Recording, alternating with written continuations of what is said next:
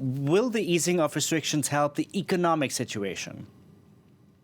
That's the hope, certainly, is that what the government wants at this stage is to get as much as the economy as is safe back operating again, to try and save some of those jobs and companies that have had to shut down for almost 3 months now. Bruno Le Maire giving the updated economic forecast for the government, projecting an 11% contraction for the French economy this year, the worst since the Second World War, and that's worse than the picture he had been given recently, which was an 8% contraction. So the situation certainly not looking any better as lockdown restrictions are being eased. Now, of course, the restaurant industry in focus today because of the reopening of those bars and restaurants. And Bruno Le Maire did say that help to that industry would be extended to try and help this very crucial sector that employs over 800,000 people get back on its feet, because there is an expectation that business won't resume at full pace immediately. That includes extending things like access to state-backed loans, access to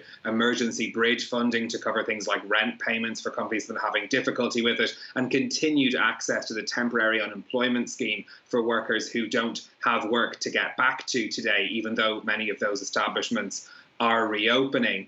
Bruno Le Maire saying that the picture, for the moment anyway, doesn't look like it's going to get any better. Still plenty of recovery to be done. The French government has already announced plans to help the motor industry, to help the tourism industry. They're working on a plan for the aerospace industry next week as well, and they are certainly ready to use the tools at their disposal to help that recovery.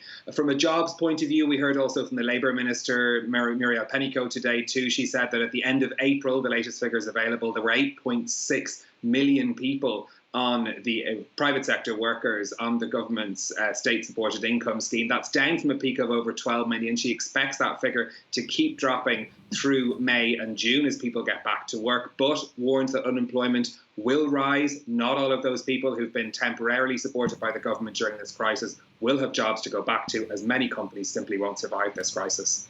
Indeed, Stephen. Now, meanwhile, the